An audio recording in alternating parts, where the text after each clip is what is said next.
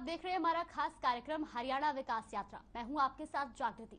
ये तो आप सभी जानते हैं कि कोरोना महामारी ने कैसे पूरी दुनिया पर अपना कहर बरपाया है, लेकिन इस भयानक संकट के बीच हरियाणा सरकार ने हार नहीं मानी और प्रदेश के विकास के लिए कई अहम फैसले लिए।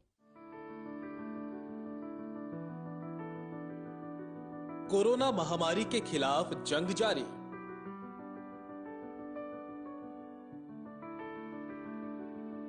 सीएम मनोहर लाल ने प्रेस वार्ता में की शिरकत।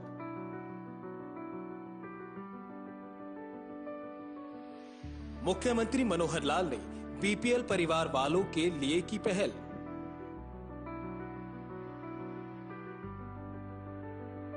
हरियाणा प्रदेश में प्रधानमंत्री जीवन ज्योति बीमा योजना की लागू।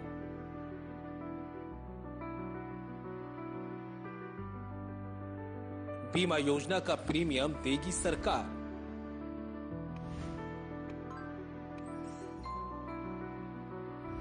प्रदेशवासियों को कोरोना को हराने का दिया मंत्र।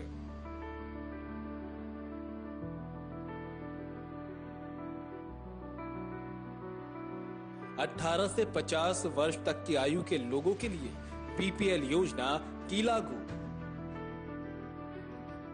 कोरोना महामारी धीरे धीरे पूरी दुनिया को निगलने लगी थी। मौत के आंकड़े भी आसमान छूते जा रहे थे, लेकिन इस वैश्विक महामारी में हरियाणा सरकार ने हार नहीं मानी और हरियाणा में बीपीएल परिवारों के लिए बड़ी पहल करते हुए मुख्यमंत्री मनोहर लाल ने प्रदेशवासियों को प्रधानमंत्री जीवन ज्योति बीमा योजना का प्रीमियम सरकार की ओर से देने का निर्णय लिया। हरियाणा राज्य में कोरोना संक्रमण के दौरान सीएम मनोहर लाल ने डिजिटल प्रेस वार्ता के दौरान हरियाणा में बीपीएल परिवारों के लिए बड़ी पहल करते हुए हरियाणा के मुख्यमंत्री मनोहर लाल ने प्रधानमंत्री जीवन ज्योति बीमा योजना का प्रीमियम सरकार की ओर से देने का निर्णय लिया है। साथ ही उन्होंने ग्रामीणों से अपील की है कि वे ठीकरी पहरा लगाएं और गांवों के बाहर से आने वाले लोगों को होम आइसोलेशन में रखें। मुख्यमंत्री ने कहा कि जिन गांवों से लोगों की आवाजाही ज्यादा हो रही है वे कोरोना के हॉटस्पॉट बनते जा रहे हैं, इसलिए गांवों के बाहर से आने वाले लोगों पर कड़ी निगरानी रखना जरूरी है, क्योंकि ऐसे लोग अन्य ग्रामीणों के लिए खतरा बन रहे हैं। उन्होंने कहा कि पिछले साल कोरोना के दौरान ग्राम वासियों ने सख्त ठीकरी पहरा लगाया था और कोरोना संक्रमण को गाँवों में फैलने से रोक दिया था, लेकिन दूसरी लहर में ऐसा नहीं हो रहा, जिसका परिणाम ये है कि गांव में भी कोरोना फैल रहा है। उन्होंने ये भी अपील की है कि गांव में किसी को भी कोरोना का जरा सा भी लक्षण दिखने पर वे अपनी जांच करवाएं और होम आइसोलेशन में रहें। डिप्टी कमिश्नर से मेरी बातचीत हुई है कि ग्रामीण क्षेत्र के अंदर थोड़ा इसका प्रभाव दिखने लगा है, बल्कि कहीं कहीं तो ज्यादा दिखने लगा है। हमने वहाँ हॉटस्पॉट्स इसकी पहचान कराई है, तो जितने हॉटस्पॉट्स हैं लगभग 1000 जहाँ ज्यादा केसेस आ रहे हैं संख्या में उस पर या जहाँ मृत्यु ज्यादा हुई है, ऐसे सब स्थानों पर प्राथमिकता में लगभग 1000 ये आज और कल के अंदर सब व्यवस्थाएं वहाँ कंप्लीट हो जाएंगी।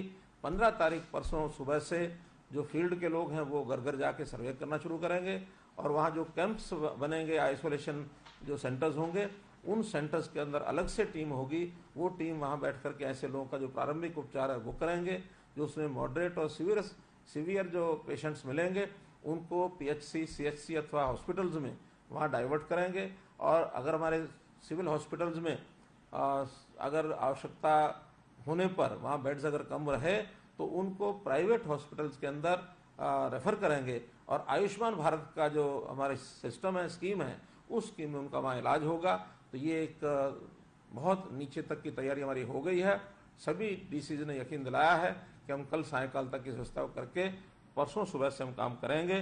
तो इसमें मेरा सबसे कहना यह है कि ये काम केवल सरकारी व्यवस्था से नहीं, तो इसमें बाकी लोग भी जो जो इसमें सहयोग कर सकते हैं, व्यवस्थाओं में बहुत सहयोग करने पड़ते हैं, क्योंकि वहाँ पर जो सेंटर बनेंगे आइसोलेशन के, वहाँ इंफ्रास्ट्रक्चर है, वहाँ बेड्स हैं, वहाँ बिस्तर है, चादरें हैं, वहाँ भोजन की व्यवस्था है, वहाँ पानी की व्यवस्था है, जो भी व्यवस्थाएं वहाँ, और कहीं ना कहीं जो शौचालय टेम्परेरी बनाने पड़ेंगे वो डिपार्टमेंट्स उसमें लग गए हैं, वो सब बना रहे हैं। तो ऐसी ये बड़ी यानी 8000 आइसोलेशन सेंटर बनाने तक ये हमारे योजना में है।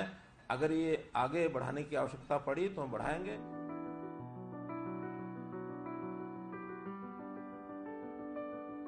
मुख्यमंत्री ने गरीब परिवारों से आग्रह किया कि वे बैंक में जाकर फॉर्म भरें ताकि उन्हें प्रधानमंत्री जीवन ज्योति बीमा योजना का लाभ मिल सके। इस योजना के फॉर्म 31 मई तक भरे जाएंगे। इसके लिए प्रीमियम की पहली किस्त खाता धारक के खाते में होनी जरूरी है।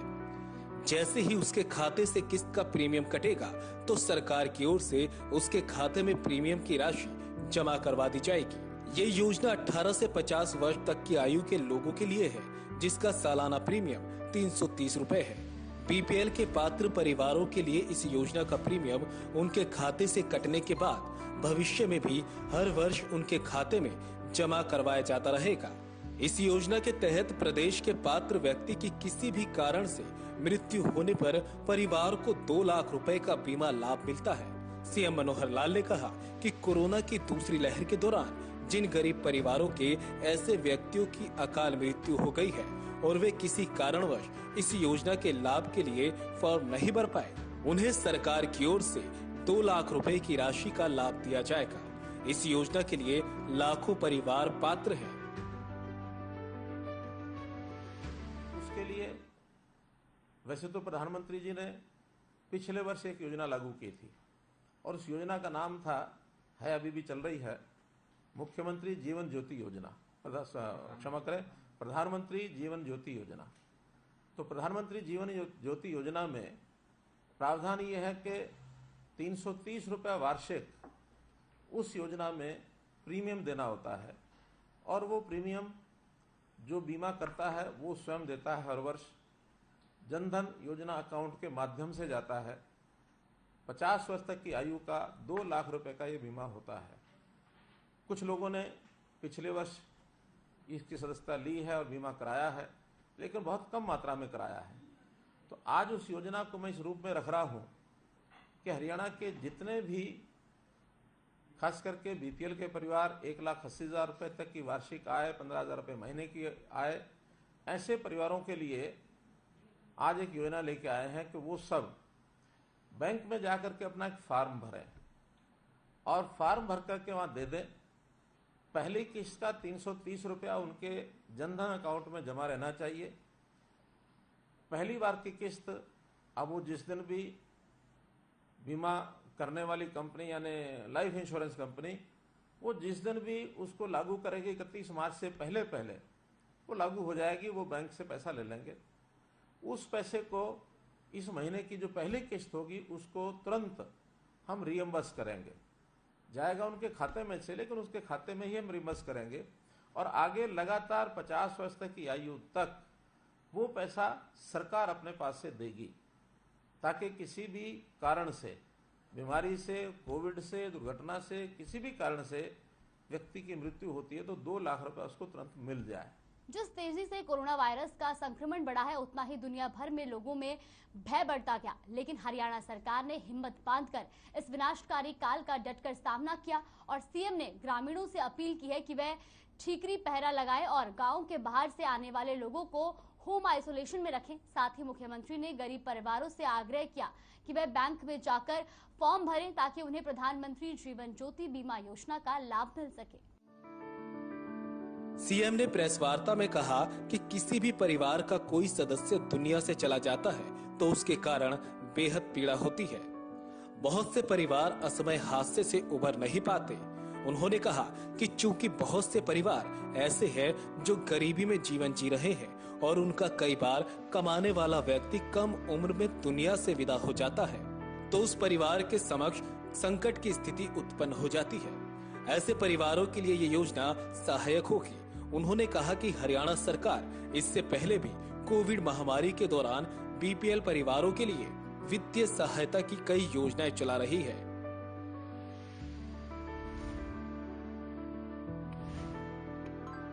कोविड ग्रस्त बीपीएल परिवार के होम आइसोलेशन में रहकर इलाज लेने वाले एक मुश्त 5,000 रुपए की सहायता प्राप्त की जा रही है। इसके अलावा निजी अस्पताल में उपचार करवाने वाले बीपीएल परिवार के व्यक्ति के इलाज के लिए अस्पताल को अधिकतम 7 दिन के लिए 5,000 रुपए प्रतिदिन के हिसाब से राशि प्रदान करने की योजना है। उन्होंने बताया कि हरियाणा के मरीजों का इलाज करने के लिए निजी अस्पतालों को प्रतिदिन प्रति मरीज 1000 रुपए की राशि दिए जाने का भी प्रावधान है।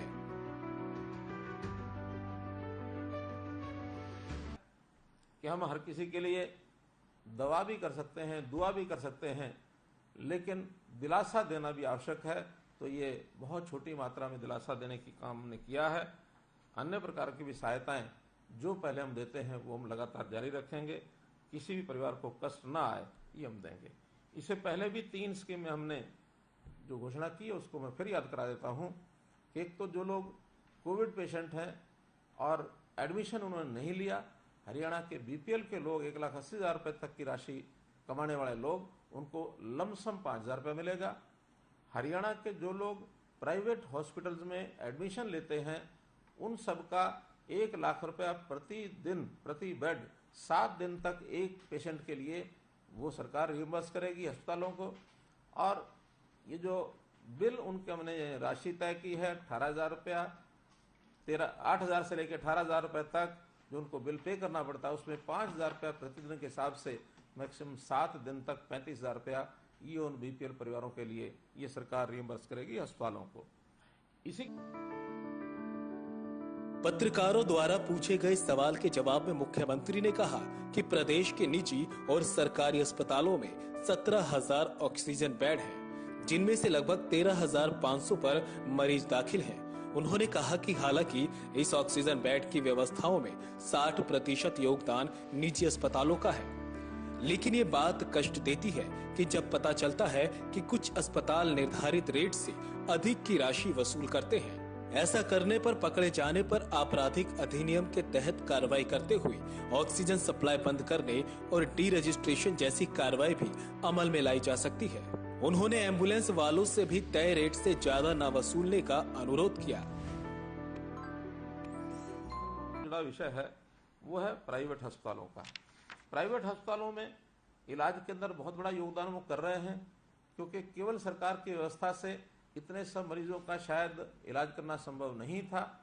अभी तक जैसे हमारे पास 17,000 बेड्स हैं ऑक्सीजन के, जिसमें आज 13,500 पेशेंट्स दाखिल हैं। और मैं अगर इसमें मोटा हिसाब लगाता हूं तो सरकारी योगदान इसमें 40% है, प्राइवेट अस्पतालों का योगदान इसमें 60% है। तो ऐसा ये योगदान 60% का एक बहुत बड़ा योगदान प्राइवेट अस्पतालों का है। लेकिन वहीं दूसरी बात यह है कि प्राइवेट अस्पताल इस समय, बहुत अस्पताल तो बहुत अच्छा काम कर रहे हैं, उनकी हम प्रशंसा करते हैं, लेकिन कुछ एक अस्पताल मजबूरी का लाभ उठाकर और वो अनाप शनाप चार्जेस करते हैं।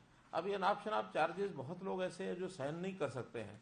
हमने उसके लिए रेट लिस्ट ये भी घोषित की है, जो मैंने बताया 8,000 से लेकर और 18,000 रुपये तक अलग अलग प्रकार के रेट उनके लिए तय किए हैं। उससे ज़्यादा पैसा अगर कोई अस्पताल लेता पाया गया तो हम उनके खिलाफ कार्रवाई करेंगे, और कार्रवाई करने में उनके खिलाफ जो एक प्रकार की क्रिमिनल कार्रवाई है ये वो तो होगी होगी। आगे के लिए अगर कोई ऐसा पाया जाएगा तो हमें चाहे उसको मना करना पड़े कि आगे अब जितने पेशेंट्स हैं उनको लेना बंद कर दें, और जो पेशेंट्स वहाँ एडमिट हैं उनको हम दूसरे अस्पतालों में ले जाएंगे, इनको ऑक्सीजन देना भी बंद कर देंगे, और अगर आवश्यकता हमको लगी तो उसके खिलाफ डी रजिस्ट्रेशन की कार्रवाई भी हम कर सकते हैं। लेकिन ये बहुत सख्त निर्देश दिए गए हैं उनको कि हम जो रेट्स तय हैं उससे ज़्यादा पैसा वो बिल्कुल न लें। इसी प्रकार से हमने एम्बुलेंसेज के भी सब जगह के रेट तय कराए हैं, ताकि कोई गरीब आदमी जो इसमें पिसता है वो इसमें पिसे नहीं। इस प्रकार का एक निर्देश उनको दिया गया है, इसका सख्ती से पालन करें, ऐसा एक विचार मैंने पहले भी बताया, आज भी बता रहा हूँ। सीएम ने एक अन्य जवाब में कहा कि डॉक्टर की सलाह पर ऑक्सीजन डिलीवरी घर पर दी जा रही है और ये व्यवस्था बहुत हद तक सामान्य हो गई है। आज दोपहर तक 6,000 मरीजों ने रजिस्ट्रेशन करवाया, जिसमें से अब तक 3,000 से अधिक को सिलेंडर रिफिल घर पर भिजवाए जा चुके हैं। उन्होंने कहा कि लगातार ऑक्सीजन कंसंट्रेटर मंगवाए जा रहे हैं। कुछ सामाजिक संस्थाएं भी इसमें सहयोग कर रही है और विदेशों में रह रहे हमारे कुछ हितैषी भी कंसंट्रेटर भेज रहे हैं। सीएम ने कहा कि सरकार आइसोलेशन सेंटर पर सभी आवश्यक व्यवस्थाएं करेगी। ग्रामीण क्षेत्रों में ऐसे सेंटर बनाए जा रहे हैं जिनमें से 1,000 पर कार्य शुरू हो गया है। इसके लिए पंचायतों के प्रतिनिधियों का सहयोग लिया जा रहा है। ईएसआई से डॉक्टरों और पैरामेडिकल स्टाफ मिला है, जिसकी सेवाएं ग्रामीण क्षेत्रों में पीएचसी और सीएचसी पर ली जाएंगी।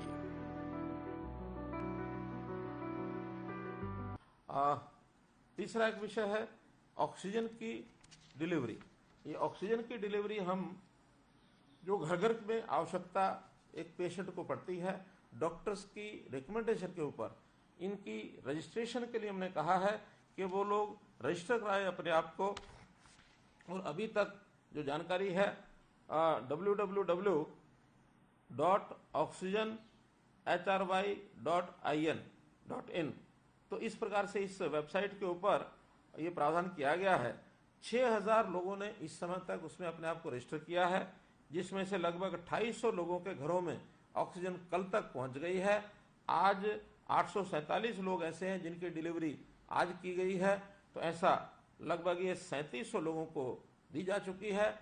कुछ ऐसे केसेस हैं जिसमें उन्होंने डॉक्टर की पर्ची अपनी नहीं लगाई है। कुछ लोगों के पास सिलेंडर्स नहीं है, उनको सिलेंडर उपलब्ध कराने के लिए कहा है। हमने हर एक जिले में ये भी कहा है कि ऑक्सीजन कंसंट्रेटर्स इनका एक बैंक बनाएंगे। अभी प्रारंभ में 10 से लेकर के 25 कंसंट्रेटर का बैंक होगा, ताकि किसी के पास सिलेंडर नहीं है तो उनको लोन पर कंसंट्रेटर दिया जाएगा। आवश्यकता जब तक है तब तक रखेंगे, उसके बाद वापस जमा कराएंगे। तो ऐसे ऑक्सीजन का ये बैंक, इसमें जैसे हमारे पास उपलब्ध हो जाएंगे ऑक्सीजन कंसंट्रेटर्स, उसमें ज़्यादा भी संख्या इन बैंक्स की बढ़ाई जा सकती है। कुछ संस्थाएं भी बैंक्स बना रही हैं, उनको भी मैं चाहता हूं कि और अधिक संख्या में इन बैंक्स को और वो आगे बढ़ा करके लेकर के जाएं। कोरोना महामारी के तांडव के बीच कई परिवारों की मौत हो गई। बहुत से परिवार हादसे से उभर नहीं पाए। कुछ परिवार ऐसे भी हैं जो गरीबी में जीवन जी रहे हैं और उनका कई बार कमाने वाला व्यक्ति कम उम्र में दुनिया से विदा हो जाता है, तो उस परिवार के समक्ष संकट की स्थिति उत्पन्न हो जाती है।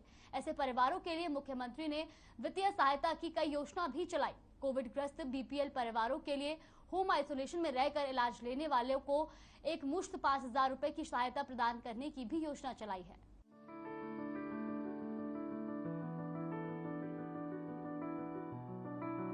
वैक्सीनेशन के सवाल पर सीएम ने कहा कि कोरोना लहर को देखते हुए ये अभियान चल रहा है।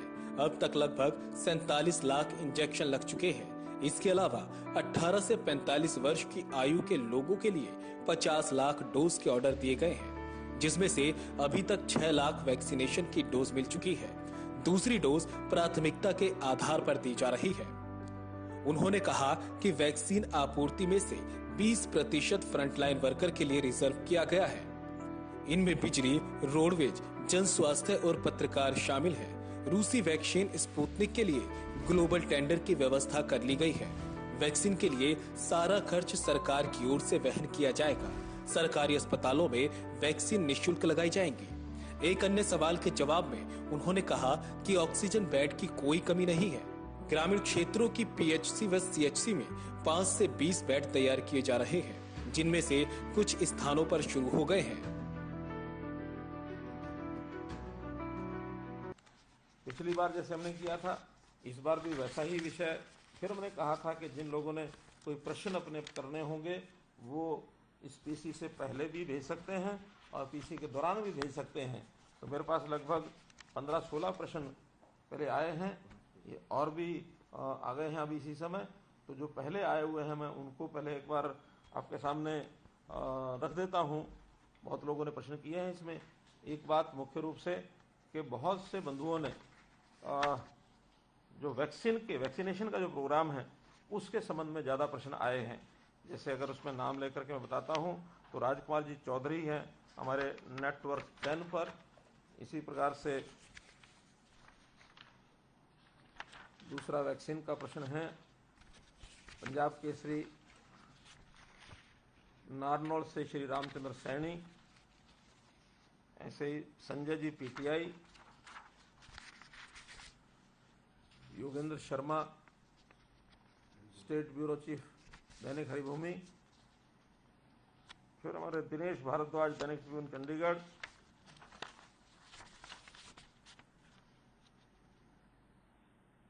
Kumar Ramesh V news Chandigarh.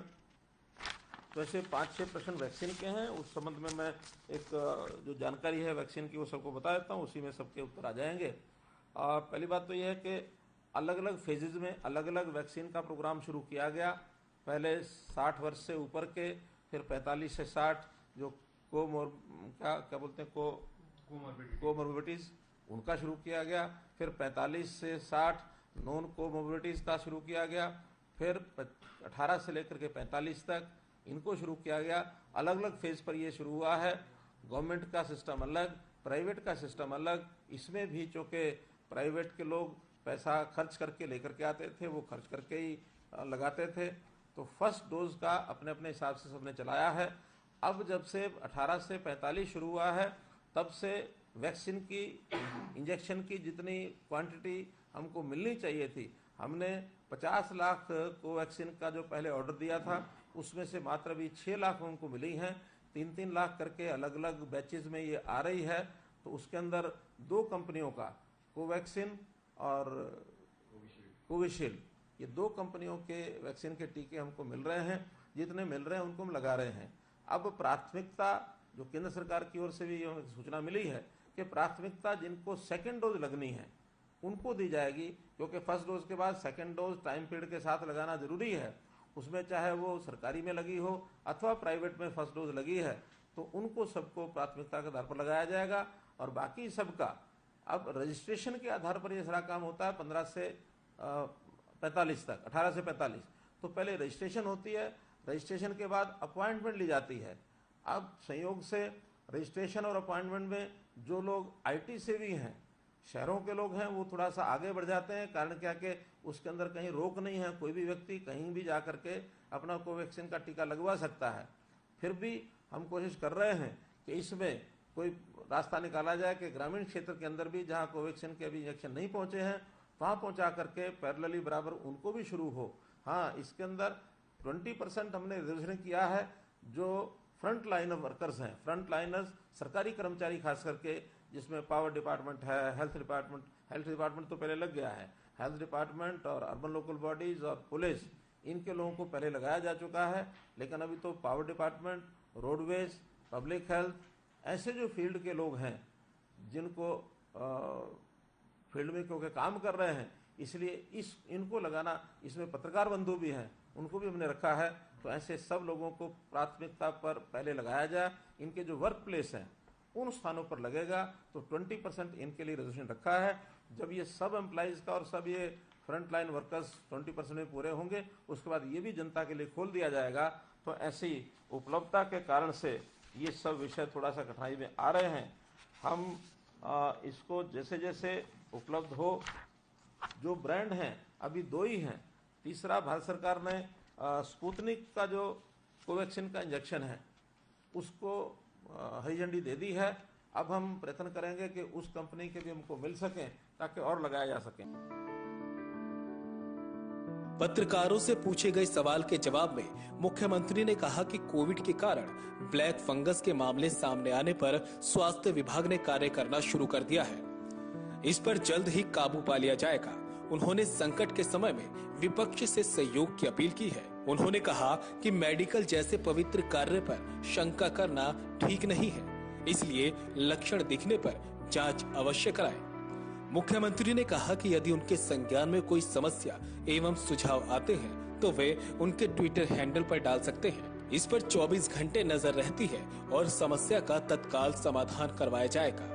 इस प्रेस वार्ता के दौरान मुख्यमंत्री के अतिरिक्त प्रधान सचिव डॉक्टर अमित अग्रवाल और प्रधान मीडिया सलाहकार श्री विनोद मेहता भी उपस्थित रहे।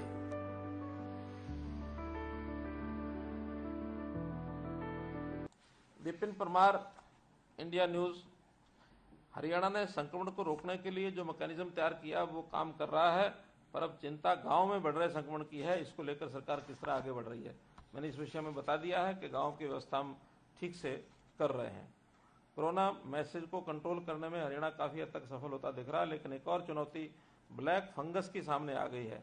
इसको लेकर के किस रणनीति के साथ आगे बढ़ा जा रहा है।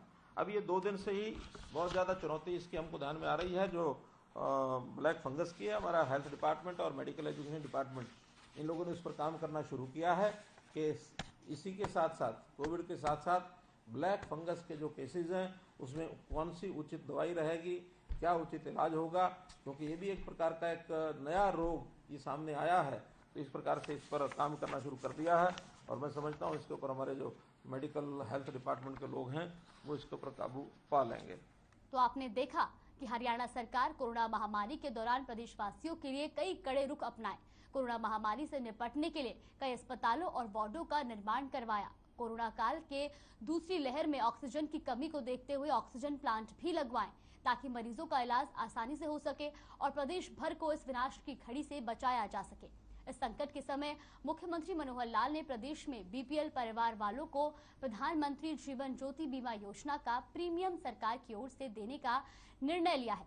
फिलहाल आज के इस खास कार्यक्रम में इतना ही। मुझे दीजिए इजाजत। नमस्कार।